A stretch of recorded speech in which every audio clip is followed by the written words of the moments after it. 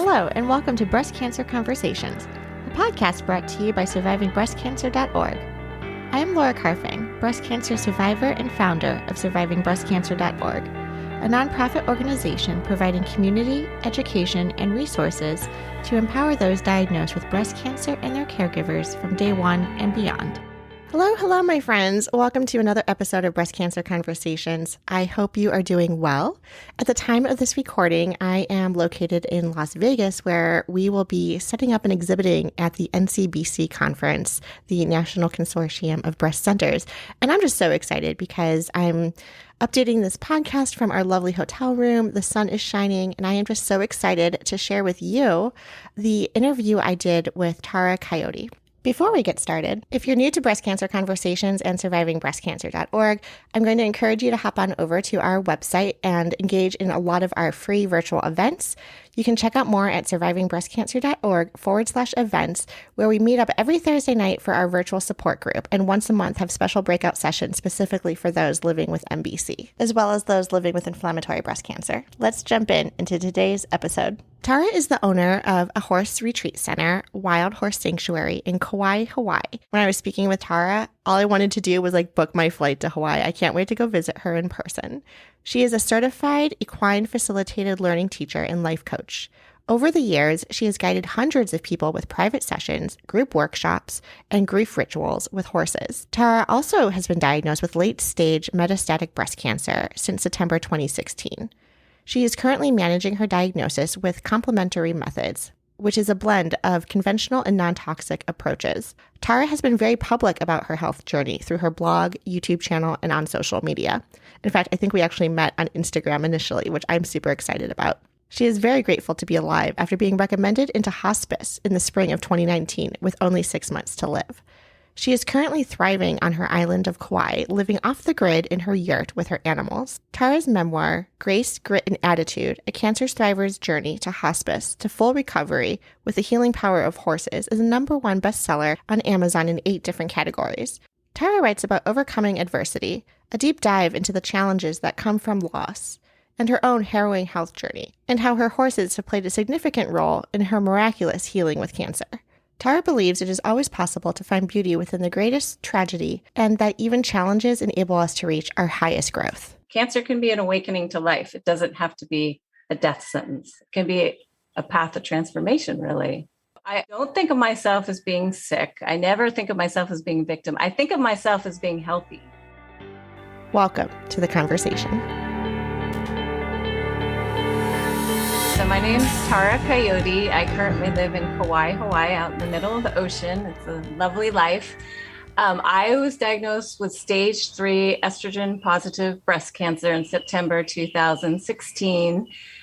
When I first was diagnosed, I decided not to do the recommended standard treatment, which is chemo, surgery, radiation. My best friend had died the year previously from acute myeloid leukemia at the age of 46. And I was one of her main caretakers for 22 months. And I had a lot of trauma about the experience of being with her for months at end in the hospital. And I was petrified to do chemotherapy because there was so much trauma around her death. So I chose 100% exclusive natural route of treatment, which was a big leap of faith. It required tons of research, a lot of money too. I did endless fundraisers because, of course, natural routes of treatment are not covered by insurance.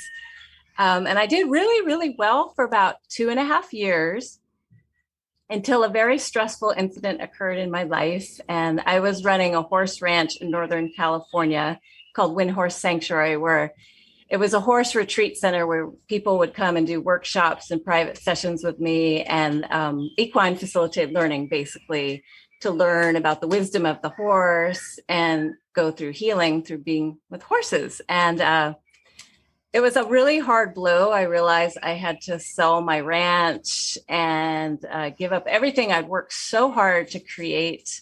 I had to let go of 2 of my horses.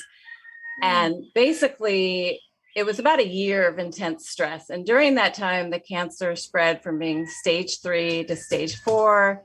I also was diagnosed in September of 2016. It was at the tail end of September. And I remember living in Boston. I flew down to Florida to visit my parents after my diagnosis. I was like, I need to regroup before I just jump into chemotherapy because they want to start you right away. They're like, you know, you got diagnosed, come tomorrow and we'll like hook you up and start IV chemo. And I remember scrolling through all of this information about the toxicity of chemotherapy and how scary it was. I ended up not going a holistic route, but I was close to it. I was on the discussion forums, I was reading about it.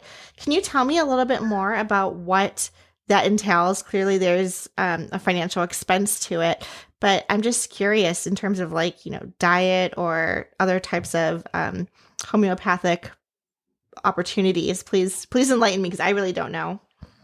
Yes, yes. It was a full-time regimen, I tell you.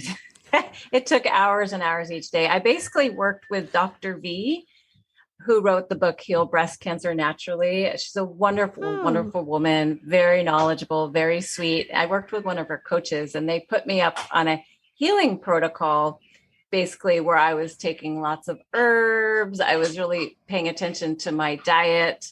I was taking all sorts of strange supplements like this fermented soy drink from China that tasted disgusting. You know, I was really exploring everything. So a lot of people do heal naturally and they do really, really well with it, but it is very expensive and it takes a lot of time and attention. Dr. Max Gerson has a couple of books and we were doing some of that diet as well. Yeah, I followed Max Gerson's routine for a while. I ended up during the whole process of it, I went to Mexico, Hope for Cancer for treatment. Yes. That's when the cancer spread to be throughout my body. So it was a full evolution of really trying everything. Mm-hmm. And for some people, that's enough and they're healed. But for others, I realized as I was sharing in my story, the cancer had progressed from my breast to my lungs, my liver, my spine, my adrenal glands, my left hip. So I was at the point when I moved back to Kaua'i, Hawaii in the winter of 2019, where I was referred to hospice. I was literally dying. I had cancer in my lungs. I couldn't speak because I was coughing so much. I had to sit up to sleep for 2 months. I was walking with a cane because my left hip was breaking. And so I really was faced with my fear of, okay, either face your fear of doing chemo or you're going to die. And I was literally dying. I mean, they gave me 6 months and I could see it. My life force was fading. And I decided to face my fear. My son was 26 at the time. And I thought, I really want to be here for him because I sadly had many young friends who had died from cancer just doing the natural treatment. So I had to come to peace with the standard route of treatment. And so what I did was 9 months of chemo, but I also continued to do the natural treatments too. So ultimately complementary treatments, which is what I still do now. And I believe it's a big part of why I'm doing so well. So there is a part for natural medicine and combined with standard, it can be very powerful if you find that balance. I believe it. And when you were going through the natural route, were you still connecting with your oncology team and doing any routine scans or checkups to see how effective the treatment was, or was that not part of the plan? I was for a bit. I ran into some issues, sadly, with the community where I lived in Northern California, where I felt, and this is unfortunately a part of some hospitals and medical systems, where they were very pushy and kind of bullying me into doing treatment. And it felt very intimidating to me and I didn't feel comfortable. So I did do some scans and it would have been better if I had kept up on it. But because of their attitude, I basically stopped doing that. And I was monitoring myself through alternative blood tests. So okay. In retrospect, that's something that it would have been better for me to keep up on. But I couldn't handle that pushiness that I experienced. It's hard. And, there's a level of compassion as well. We always advocate that we need to find our partner, our medical partner in this journey, because even if you are going through traditional treatments, you need to have that relationship with somebody and build that trust. And they need to honor what some of our choices are as well. I was talking to another woman who was on the podcast, And she was a race announcer for marathons. She would travel all over the U.S. and give these amazing, the person on the microphone, like cheering everyone on as they're coming through the finish line. And she was petrified that if she started chemo, her doctor would say, don't get on a plane and don't travel. And he was like, no, this is your livelihood. This is what keeps you going. I want you to keep doing the things that are making you happy. Where, you talk to some other doctors who are like, nope, we're worried about COVID. We're worried about your immune system. We're worried about travel. But it's really finding that partnership and finding your team who's going to help you, navigate what's best for you as well. Absolutely. It's so important to have supportive caregivers around you in all ways. Yeah. When I moved back home to Kaua'i, Hawaii, I found that aloha spirit that's here in Hawaii, a group of just really supportive, amazing doctors that didn't criticize me for my choices. They said, I know, you're scared to doing chemotherapy, but you might want to consider it, rather than saying things that were more threatening. So yeah, it's very important to be treated with love. And unfortunately, not all the medical staff know how to do that. So very good point. So you started chemotherapy. Do you recall what treatments you were on? I know there's like alphabet soup out there. Yes. Well, I did 2 months, which stretched out to be a little bit longer due to some side effects of AC. Mm-hmm. And I don't remember what it stands for because it's those long words. Yes. Chemical Adriamycin, Cytoxin, I believe. You got it. That's it. Yep. And then I did Taxol right after that. It was supposed to be maybe 6 months, but during that time I landed in the hospital and I almost died a few times from my own health and side effects from the chemo. I ended up breaking my left hip and I had to have emergency double hip surgery and had to learn to walk again. That was from the bone metastasis. So due to all these circumstances, and then my mom was diagnosed with stage 4 cancer and I traveled to California. So there was a lot that went on. So the 6 months ended up being 9 months, which, that was what my body needed. And I finished treatment in February 2020 with amazing results. The tumors all shrank, and that was 2 years ago, and I still continue to get clean blood tests and my body's stable. The tumors continue to shrink. So I'm just so grateful to be alive. Yes. What a comeback. Like you were mentioning, to be, in hospice with 6 months to live, to, kind of changing gears, trying new treatments, and again, still dealing with such stress in your life, right? With your mom and other things that are going on. And how do you balance that? It's, taking care of yourself as well as taking care of others is no small feat. Oh man, you got that right. Yeah. It's a work in progress daily, because now my dad's health is declining. And so yeah, we're finding that balance every day. Right. So it's actually something I'm working really hard on now. It's like reminding myself, Tara, self-care. There's a great statement. A dear friend of mine here in Hawaii, a Hawaiian man, has a statement, aloha ma. It's of the Hawaiian derivative, and it means self-reflective love, basically self-love, self-care. And so I think of that often of like, okay, my own inner health comes from that state of self-love, aloha ma. And, right now, like I said, my dad's health is not well. So I am just reaching out for support. I'm getting therapy. I'm reaching out to friends. I've got a strong group of friends. I'm spending time in nature with my animals. That really feeds me, and trying to find that nugget of time to really feed myself, whether that's reading a book or just being quiet or getting a massage. So yeah, it's a work in progress, especially for women, because we tend to be caretakers. And just one more thing I wanted to add, a lot of us with breast cancer, we tend to be nurturers. Like the breasts are all about mothering. And so it's really hard to make that differentiation. So you could edit that out. Separation.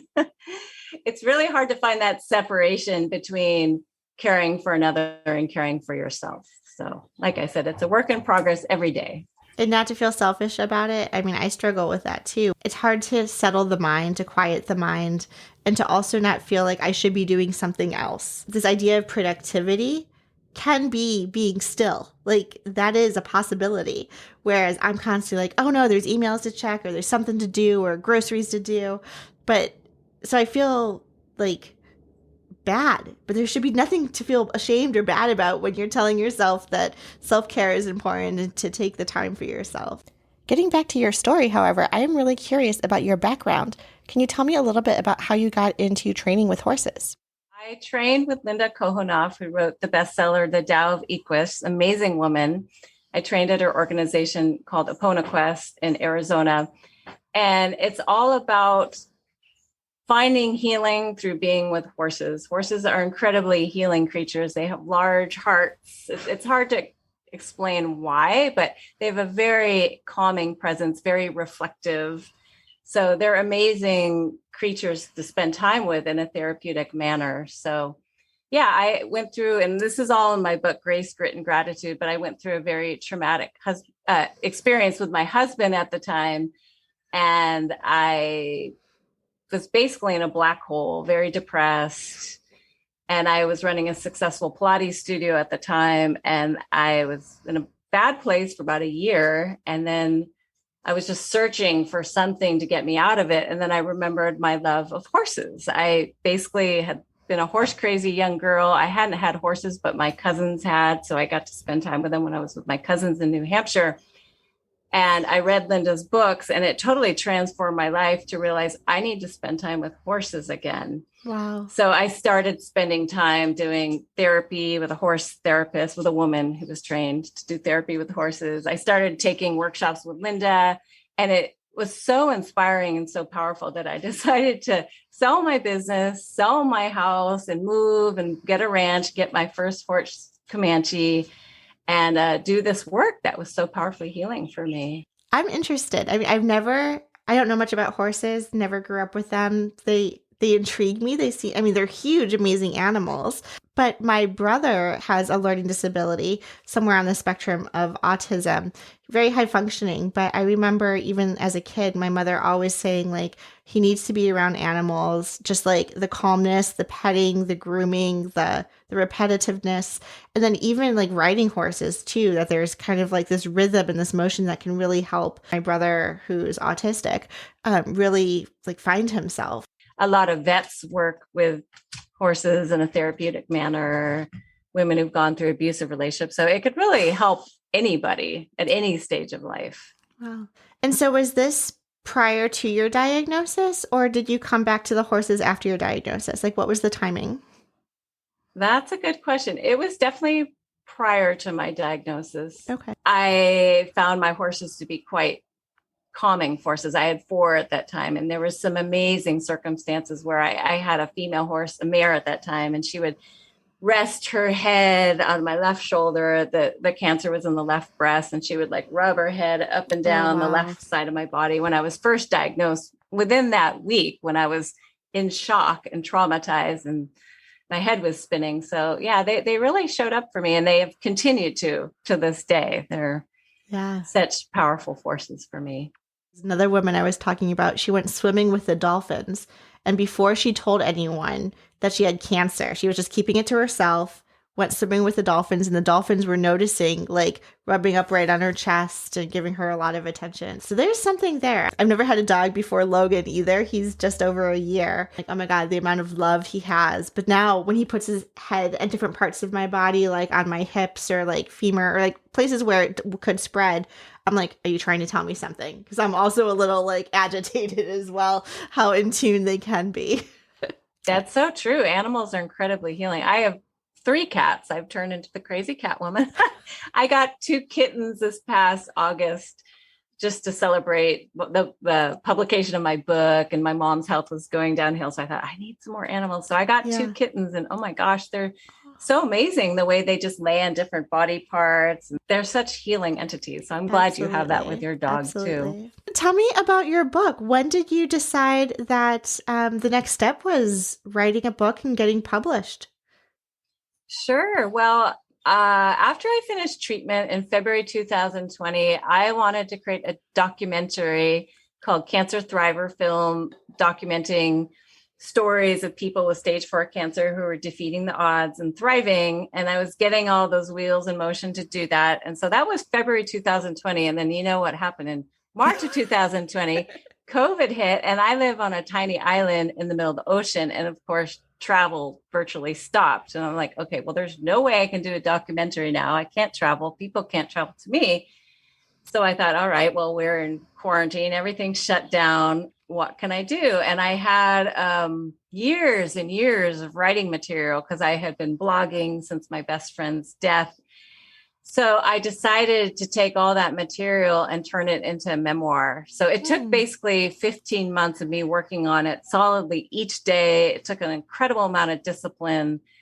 And I finally published it in August of 2021. It's called Grace, Grit, and Gratitude, a cancer thriver's journey from hospice to full recovery with the healing power of horses.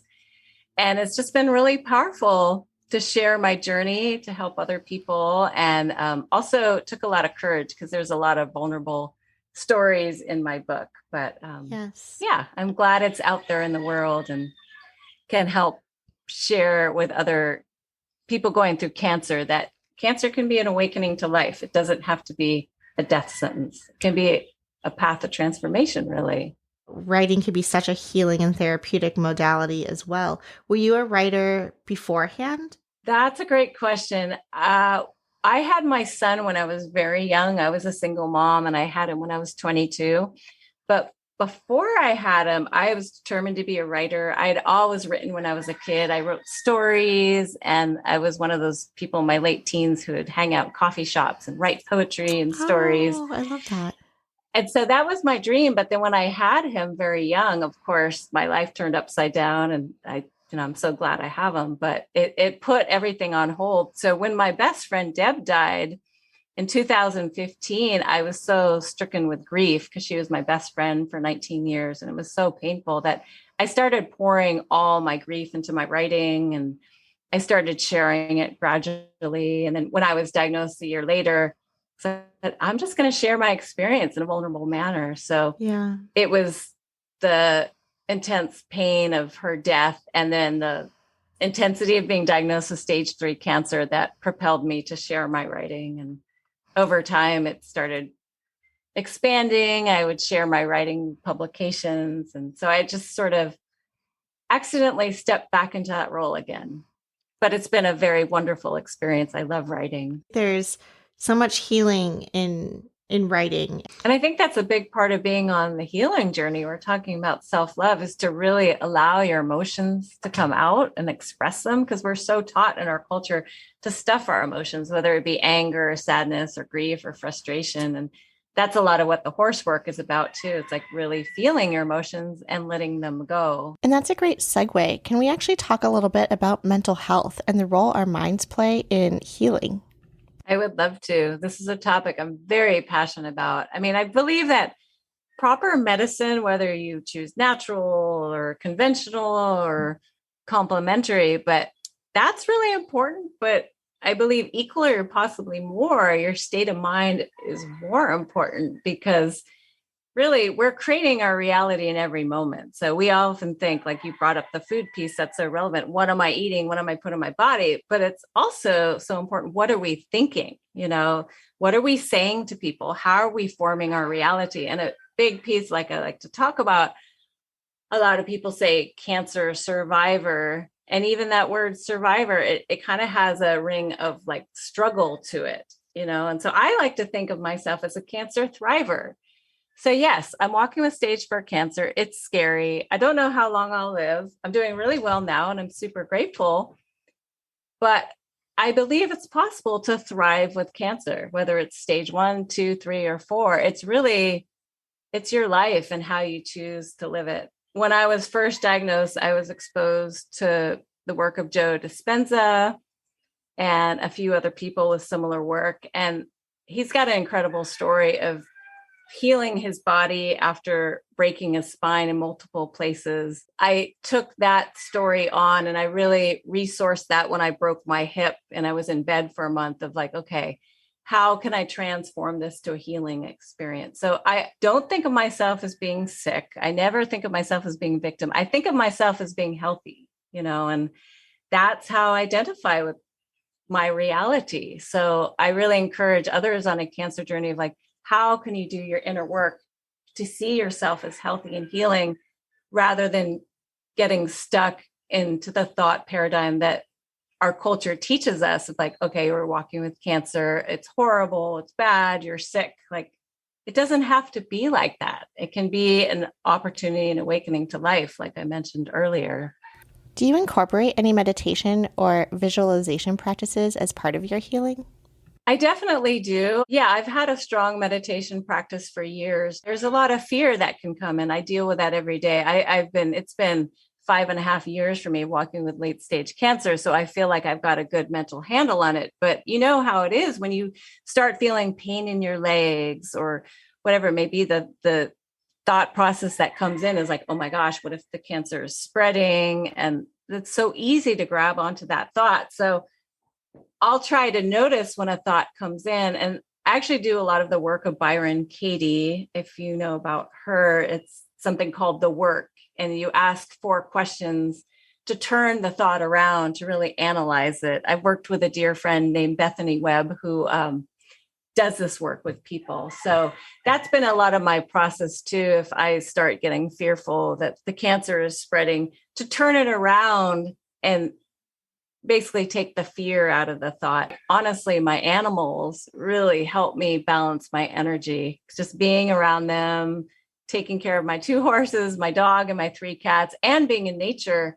that itself is a meditation practice. You're such an inspiring story. I feel like, when you're living with a terminal illness that we're still fighting every day to find a cure for, what words of inspiration or hope would you leave our listeners with?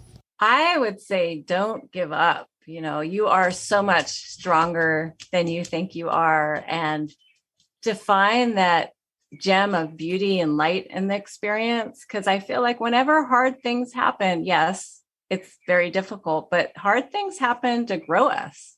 So to find that kernel of transformation within the experience and really see that it might be there to really serve you. It might draw you closer to people you love. It might help you learn how to receive. I mean, there's a myriad of gifts. It doesn't have to be a death sentence. I mean, I'm not saying that it might not be.